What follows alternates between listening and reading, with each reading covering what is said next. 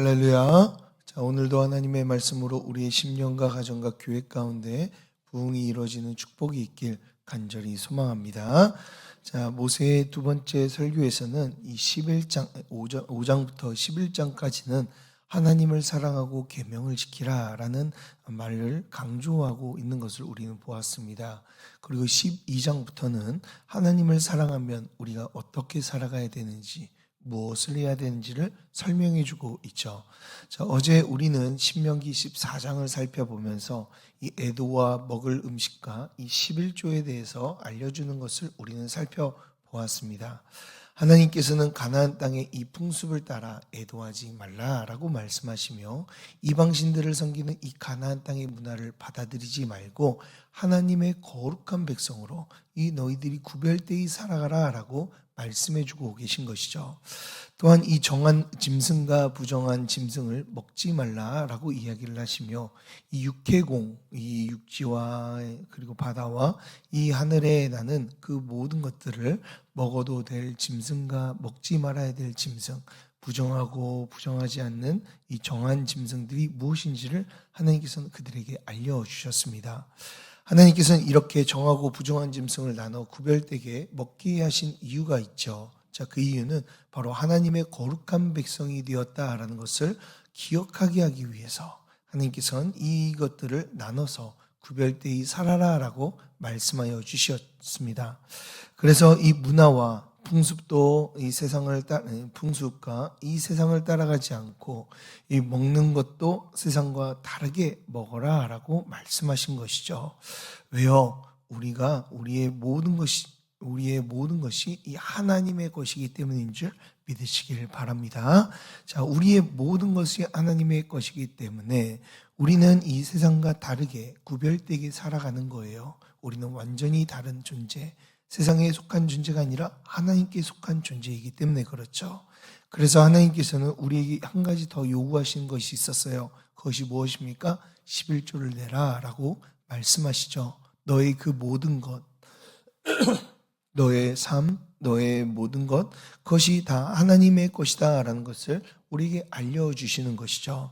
사랑하는 여러분, 우리 자신을 이 세상과 구별하여서 하나님께 드리는 자들이 되길 주님의 이름으로 축복합니다. 자, 이것이 우리의 본분이며 우리의 정체성인 거예요. 자, 그럼 오늘 신명기 15장의 내용을 함께 살펴보도록 하겠습니다.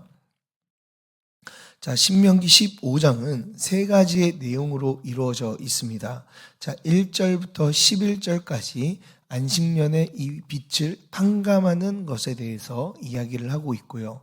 그리고 12절부터 18절까지는 종을 자유케 하는 것에 대해서 우리에게 알려주고 있습니다. 그리고 19절부터 23절까지는 이 초태생에 대한 규례를 우리에게 알려주고 있죠. 자, 이 세 가지를 우리가 하나씩 보게 되면은 우리가 이 결론을 이렇게 낼 수가 있습니다. 모든 것은 하나님의 것이다. 나의 모든 것은 하나님의 것이다 라는 내용으로 이제 모아지게 돼요. 그래서 15장의 주제는요, 하나님의 소유됨이라고 이야기를 할 수가 있습니다. 자, 그럼 오늘 말씀을 한번 좀 살펴보도록 하겠습니다. 자, 지금까지 하나님의 법에 대해서 나왔다면 15장에서는 특이하게도 이웃에 대한 규례가 지금 나오고 있는 것을 우리는 보게 됩니다. 하나님을 사랑하는 것을 설명하는 것인데 왜 이웃에 대한 이야기를 지금 하고 있는 것일까요? 그 이유는 하나님을 사랑하면요, 이웃을 사랑할 수밖에 없기 때문에 그래요. 하나님을 사랑하고 이웃 사랑은요, 한 세트로 묶여 있다라고 우리는 이야기할 수 있는 것이죠. 자, 인간이 어떻게 지음을 받았습니까? 하나님의 형상을 따라 우리는 지음을 받았어요. 그렇게 하나님을 사랑하면 하나님의 형상대로 지음받은 사람을, 우리 하나님의 형상을 우리는 사랑할 수밖에 없는 것이죠. 그래서 하나님을 사랑하면은 이웃 사랑을 할 수밖에 없는 것이 바로 여기에 있는 겁니다. 자, 15장은 그 하나님 사랑을 통해 나오는 이 이웃 사랑의 모습을 우리에게 보여주고 있는데요. 자, 1절부터 보면 이 문단의 주제를 바로 이야기해 주고 있습니다. 자, 1절 우리 다 같이 함께 읽어볼까요? 시작. 매 7년 끝에는 면제하라 라고 말씀하고 있어요. 자, 제7년이 무엇입니까? 7년째 되는데 바로 이 안식년이 있을 때인 것이죠. 모든 것을 자유케 하고 모든 것에 하나님의 안식을 모두 다 누리게 만드는 이 하나님이 지정하신 이 안식년을 이야기하는 겁니다. 이 안식년에 이 하나님이 지정하신 안식년에 무엇을 이제 면제하라라고 말씀하고 계시죠? 자, 2절 3절에서 나와 있습니다. 2절 3절을 보면 이웃에게 구워준 모든 체주 이 빛을 면제하고 이웃에게나 형제에게나 독촉하지 말라라고 말씀하시죠. 물론 이 법은요, 이방인에게는 적용이 되지 않는 법입니다. 형제들에게만 그리고 이스라엘 백성들끼리에만 이제 적용되는 이 법인 것이죠. 그래서 형제들에게 구워준 것들을 모두 다 면제해라. 빛을 탕감해줘라 라고 이야기를 하고 있는 겁니다. 7년에 한 번씩 모든 백성들의 빛이 사라지게 되는 거예요. 자, 이 본문을 읽었을 때 어떤 느낌이 듭니까? 좀 참 부럽다 이런 생각이 들지 않습니까? 우리가 집을 한번 사면은 어떻습니까? 30년, 20년, 이게 노예가 되어서 살아가면서 그 빚을 갚아 나가야 되는데 이 7년 딱 되는 데는 모두 다 탕감하게 된다라고 지금 이야기하고 있는 것이죠. 자, 이것을 통해 모든 백성들이 참 자유 가운데 거하게 하는 이 하나님의 모습을 우리는 살펴볼 수가 있습니다. 그런데 사람의 마음은 어떻습니까? 이 돈이요, 너무나 우리에게 큰 영향을 주기 때문에 우리의 마음을 참 완악하게 만들고 악하게 만듭니다. 그래서 이 기간이 이 7년째 안식년이 다가오면 다가올수록 돈을 빌려주고 싶을까요? 빌려주고 싶지 않을까요? 빌려주고 싶지 않아요. 이제 1년 많은 돈을 빌려줬는데 1년밖에 안 남았어. 그러면 이제 고민을 하게 되는 것이죠. 자, 그래서 돈을 빌려주기 싫어할 수도 있습니다. 그런데 7년째 되면 모두 돈이 사라지니까 그런 건데요. 그래서 하나님께서는 7절과 8절에서 이렇게 이야기해 주십니다. 7절과 8절을 보면 빛을 탕감해 주는 것뿐만 아니라 가난한 형제에게 완악하게 하지 말고 그에게 필요한 대로 쓸 것을 넉넉히 구워주라 라고 말씀하고 계세요. 너희들이 이 안식년이 얼마나 다가오든 상관하지 않고 그들이 정말 필요하다면은 그들을 넉넉히 구워주라 라고 말씀하고 있습니다. 너가 조금 더 나은 상황에 있으니 그리고 너가 좀 더 하나님의 복을 받았으니 그 가난한 자들을 도와주라 라고 말씀하고 계신 것이죠. 오히려 도와주지 않는 것이요. 뭐라고 나옵니까?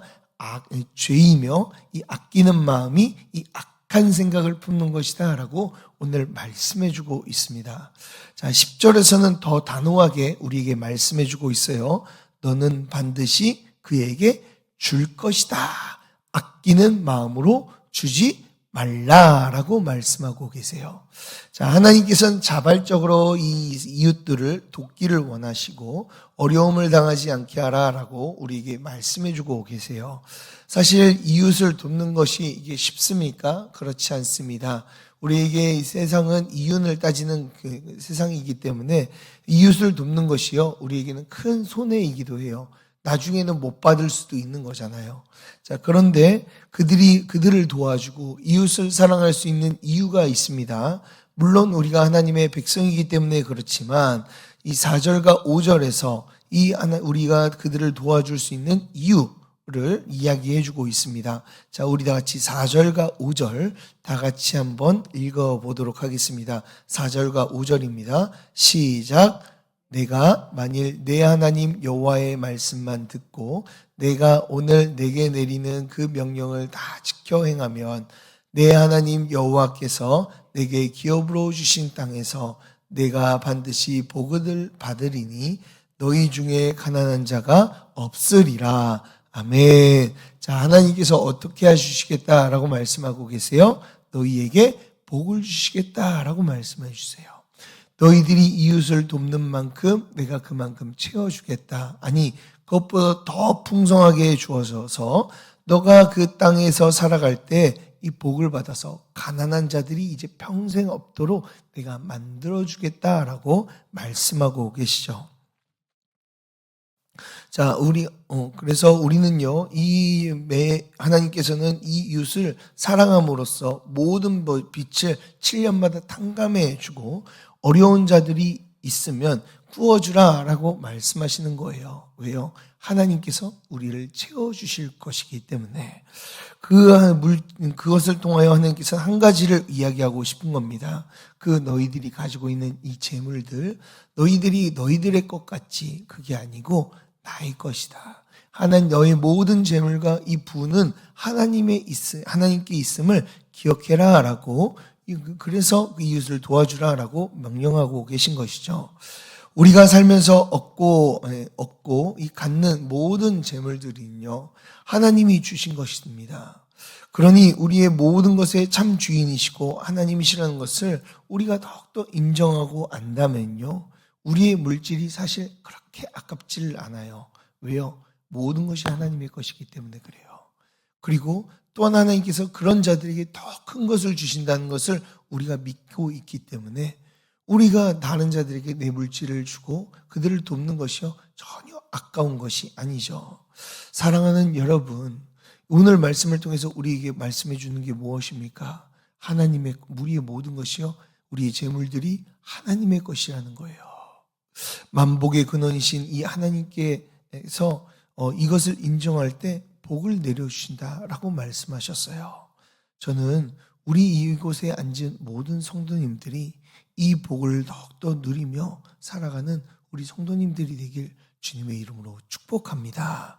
이 이웃사랑함으로 하나님의 복을 누리는 자들이 되길 간절히 소망합니다. 자, 12절을 보면은 이 종에 대해서 또 이야기를 합니다. 12절을 보면 동족이 종이 되었을 때에는 안식년 때에 그를 놓아 이 자유롭게 하라라고 말씀하고 계시죠. 자, 평생 동족을 종으로 두지 말라라고 말씀하고 있는 겁니다. 이웃을 사랑하면요, 그들을 내 종으로 계속 둘 수 없다라고 이야기하는 것이죠. 또한 이 자유롭게 할 때는 어떻게 하라고 이야기합니까? 13절을 보면 빈손으로 가게 하지 말라라고 말씀하고 있죠. 14절을 보면 그에게 후하게 물질을 주라라고 말씀하고 있습니다. 자유를 주는 것도 감사한데 그들이 가지고 있는 그들이 아무것도 없이 나가지 못하도록 그들을 채워주라라고 명령하고 계신 것이죠. 왜 하나님께서 이렇게 명령하고 계신 것일까요? 자, 15절을 우리 다 같이 한번 읽어보도록 하겠습니다. 15절 다 같이 읽겠습니다. 시작. 너는 애굽 땅에서 종되었던 것과 내 하나님 여호와께서 너를 속량하셨음을 기억하라. 그것으로 말미암아 내가 오늘 이같이 내게 명령하노라. 아멘. 자, 하나님께서 너희들에게 베푸신 그 은혜를 기억하여서 너희들이 그들을 놓아줄 때 후하게 주어서 놓아주어라, 자유롭게 하라 라고 말씀하고 계신 것이죠. 자, 우리가 이런 하나님의 은혜를 받았습니다. 먼저 우리는 자유케 되는 은혜를 먼저 받은 자예요. 하나님의 자유를 받았기 때문에 우리의 다른 자들을 자유케 하는 것은 당연히 우리가 해야 되는 일이다라고 말씀해 주고 계신 것이죠. 이것을 통해서 하나님께서 우리에게 무엇을 가르쳐 주고 계신 겁니까? 자유롭게 하는 것도, 참된 자유를 누리는 것도 누구에게 속하였다는 것을 보여주는 거예요? 하나님께 속하였다라는 것을 우리에게 설명해 주는 겁니다. 참된 자유가 바로 하나님께 나온다라는 것을 우리에게 알려주는 것이죠. 우리의 물질뿐만 아니라 우리가 이 세상을 살아갈 때 우리에게 주어지는 이 자유도 하나님으로부터 오는 것이다라는 것을 우리에게 알려주는 것이죠.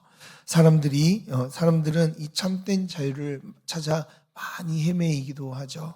하나님이 아닌 다른 곳에서 자유를 찾으려고 무단히 노력을 합니다.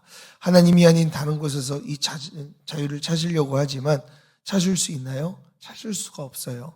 오히려 자유를 찾기 위해서 살아가다 보면은 다른 것에 더 얽매여 이 옥죄이는 이 모습을 보게 됩니다. 그러나 우리의 자유는요, 참된 자유는 먼 곳에 있는 게 아니에요. 어디 있습니까? 바로 하나님 안에 있는 줄 믿으시길 바랍니다. 참된 자유는 하나님 안에 있을 때 우리가 구원을 받고 하나님의 복을 누리며 살아갈 때 누릴 수 있게 되는 것이죠. 저는 우리 성도님들이요, 이 참된 자유를 얻고 살아가는 자들이 되었으면 좋겠어요. 그래서 이 하나님 안에 더욱더 거함을 통하여서 참된 자유를 주시는, 그리고 우리에게 복을 주셔서 이 행복과 안식 가운데 거하게 하시는 이 하나님만을 붙잡고 살아가는 자들이 되길 주님의 이름으로 축복합니다. 자, 19절부터 조태생에 대한 규례가 나오고 있습니다. 자, 19절을 보면은 처음 난 수컷을 구별하여 내 하나님 여호와께 드려라라고 말씀하고 있어요. 자, 왜 하나님께 처음 난 것을 드리라라고 이야기합니까? 내가 기른 거잖아요. 그래서 내 열심으로 노력으로 낳은 것인데 왜 처음 것을 하나님께 드려야 될까요? 그 얻게 한 것도 누구라는 것을 설명하고 있는 거예요? 하나님이라는 것을 우리에게 설명해 주고 있는 거예요. 자, 우리가 길러서 얻은 그 모든 것도, 우리의 노력해서 얻은 그 모든 어떤 것도 다 하나님의 것이다라는 것을 너희들은 고백해야 된다라고 말씀해 주고 있는 겁니다. 사랑하는 여러분, 우리의 재물, 우리의 자유, 그리고 모든 것은요, 사실 하나님 없이는 존재할 수 없게 되는 거예요. 우리가 열심히 노력해서 얻었다라고 생각을 하지만 그것도 하나님께서 환경을 조성해 주시고 우리의 길을 열어주셔서 얻게 하신 것이지, 하나님이 문을 닫아버리시면 우리가 가지고 있는 그 모든 것도 일순간에, 그리고 한순간에 우리가 사라져 버리게 되는 것이죠. 하나님이 허락하여 주셨고, 또한 우리가 가지고 있는 그 모든 것은 하나님이 허락하여 주셨고 하나님이 주신 것이에요. 우리가 이것을 기억하며 살아가라고 하나님께서는 오늘 명령하고 계신 것이죠. 사랑하는 여러분, 그렇다면 여러분의 손에 쥐고 있는 것들, 우리의 재물과 자유와 그 노력해서 얻은, 수고해서 얻은 그 모든 것들이 누구 것이라고 생각하며 지금 살아가고 계십니까? 우리의 모든 것 하나님의 것임을 기억하며 그 하나님만을 의지하며 살아가길 주님의 이름으로 축복합니다. 그래서 우리 이곳에 나온 우리 사랑하는 성도님들은 하나님이 주신 그 은혜를 받으며 복을 받아 우리가 더욱더 부하게 하나님이 채우시는 것을 통하여 기쁘고 즐겁게 살아가는 은혜가 있길 주님의 이름으로 축복합니다. 자, 우리 다 같이 함께 기도하도록 하겠습니다.